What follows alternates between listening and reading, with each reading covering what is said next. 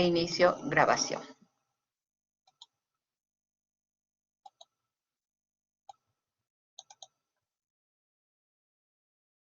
Alguien que me diga, por favor, si ya tiene la presentación en pantalla, si la pueden ver.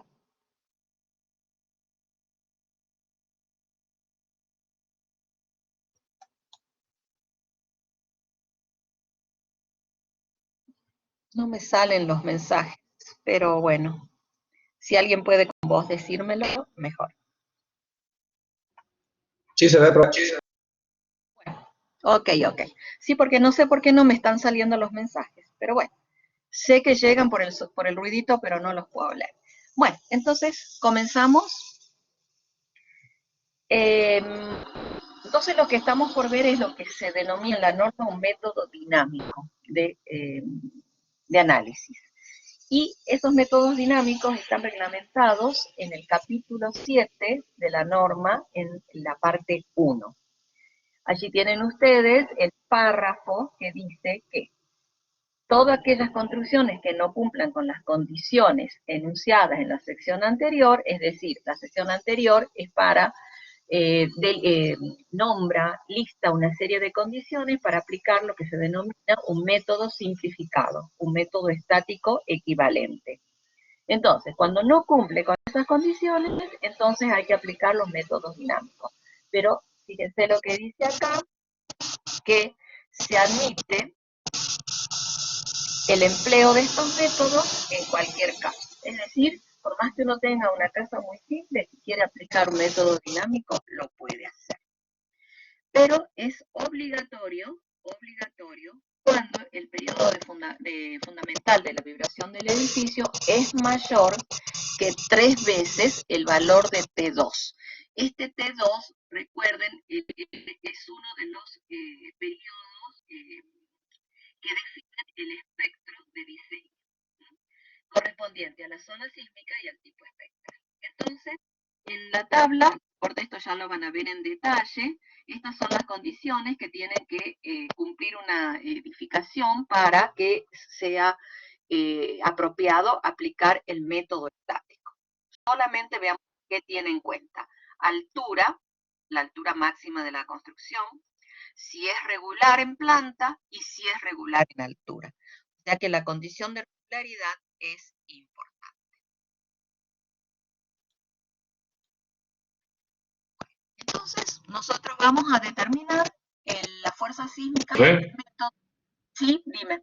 Disculpe, Escribeli le habla. Le quería avisar, parece que tiene como una interferencia o quizás está mal conectado el micrófono desde el que está hablando porque a varios alumnos nos llega como entrecortado. Ah, capaz que sea, no, el micrófono no, capaz que sea la conexión, no sé.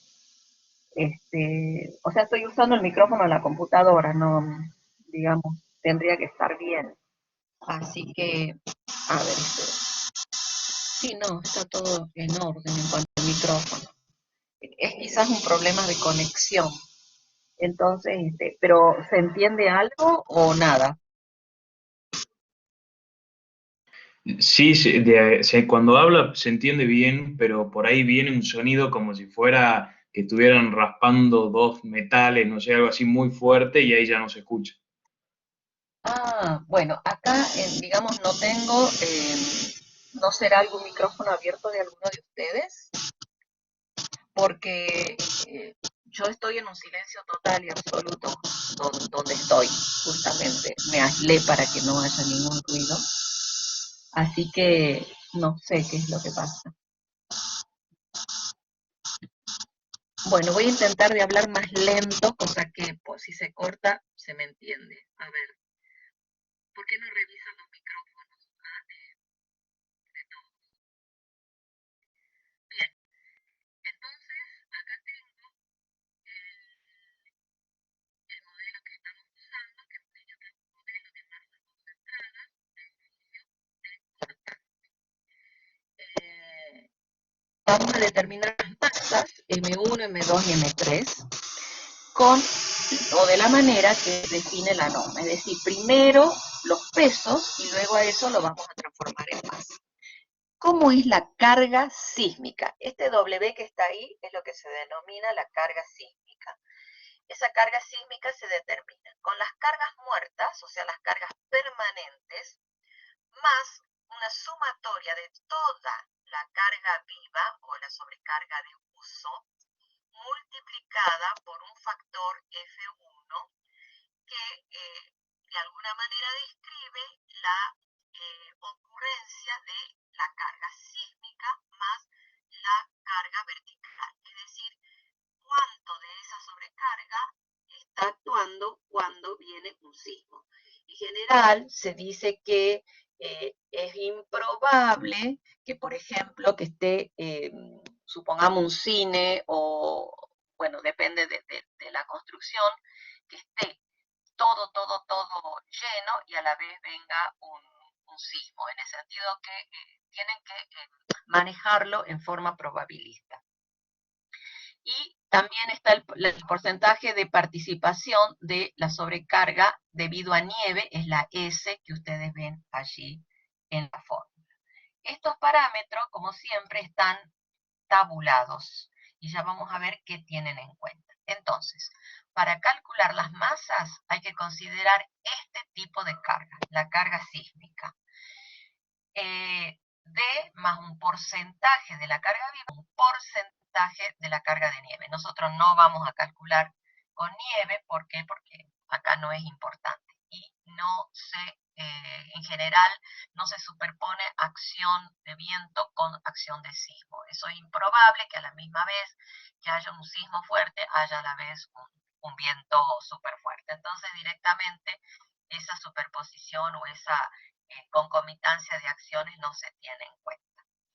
Luego tenemos que determinar, ya vimos las rigideces.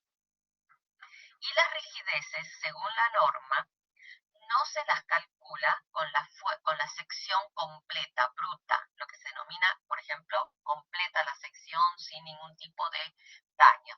Se considera que la sección está fisurada, entonces no hablamos de inercia bruta, sino de inercia efectiva. Entonces, también no es el 100% de la inercia, sino una parte de la inercia, porque se considera a la sección con daño, fisurada. Entonces, con los pesos, que luego se traducen en masa, y las rigideces, voy a calcular las frecuencias y formas modales, o sea, las características dinámicas de mi modelo dinámico. Ese sería el primer paso.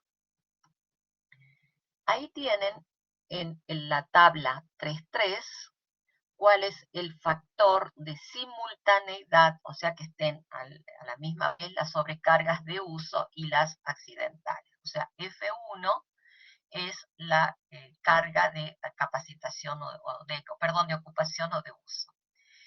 Entonces, es un factor que va desde 0 hasta 1. Ahí tienen ustedes distintos casos. Por ejemplo, tomemos alguno, el punto 50.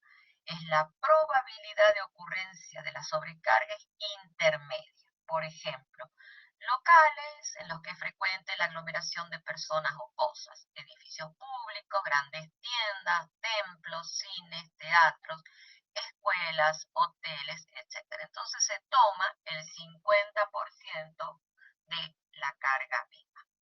Por ejemplo, en la azotea, cuando la azotea es inaccesible o cuando sea accesible, también se toma un 0%, perdón, un 0 ese factor. Y, por ejemplo, en las habitaciones comunes y corrientes de viviendas, tendríamos que tomar un valor de 0.25. Y ahí tienen entonces las tablas, los valores de F. Hay otra tabla para los valores de el factor que afecta a la carga de nieve, que está acá abajito, el F2, y a la mano en la parte derecha donde está señalando el cursor están las recomendaciones o lo que manda la norma en cuanto a la superposición mínima de efectos que hay que tener. Es decir, que hay que considerar las cargas muertas mayoradas por este factor de 1,20. El efecto de las cargas sísmicas afectadas por 1, más el coeficiente de simultaneidad que multiplica las cargas vivas, más el coeficiente de simultaneidad que multiplica a la carga por nieve. En nuestro caso, acá en Salta específicamente, el último término es nulo. La otra superposición o el otro caso que hay que estudiar es un 90% de la carga muerta más menos la acción sísmica. Y el efecto del sismo comprende las componentes horizontales y verticales. Eso es algo nuevo en las versiones recientes de la norma, porque antes solamente se verificaban los efectos de la componente horizontal de la acción sísmica. Bien, entonces de esta manera voy a determinar W, que se denomina la carga sísmica. Esta misma manera de determinar las cargas se cumple para el método estático equivalente. O sea, que haciéndolo para este práctico, están resolviendo gran parte del práctico correspondiente al otro método que vamos a ver. Bien, hagamos un repaso entonces de cuál es el basamento teórico que nos indica la manera de hacer este análisis. Habíamos visto que no nos interesa toda la historia de la respuesta, sino solamente el valor máximo. Y acá lo tengo en la coordenada normal I. Habíamos visto que ese I máximo está relacionado con el valor de la ordenada espectral S a sub J, donde J me indica el modo que estoy considerando. Acá estoy señalando el valor en desplazamiento máximo y me involucra el espectro de deformaciones. Y eso es igual, ya hemos visto que está relacionado con el espectro de aceleración por medio de la frecuencia natural omega j, en este caso dividiendo el cuadrado de la misma. Entonces, para pasar de las coordenadas normales I a las coordenadas geométricas U, lo que tengo que hacer es multiplicarlo por la forma modal. Y la forma modal es este RJ que tengo acá. Eso es en la teoría. Ahora vamos a la nomenclatura de la norma. No cambiamos los conceptos, sino para situarnos en la nomenclatura que usa la norma. La norma, en vez de J, habla de M. O sea, esto es lo mismo, por eso es equivalente. M es. En la norma no le llama UT, sino DT, desplazamiento. DT. Entonces, traduciendo ahora al lenguaje de la norma, los conceptos serían de máximo. Profe, se le escucha muy mal. Muy mal. A ver, me voy a cambiar voy más cerca del router, a ver si así podemos. Denme unos 3, 4 minutitos para cambiar de lugar de donde estoy, por favor. ¿De acuerdo?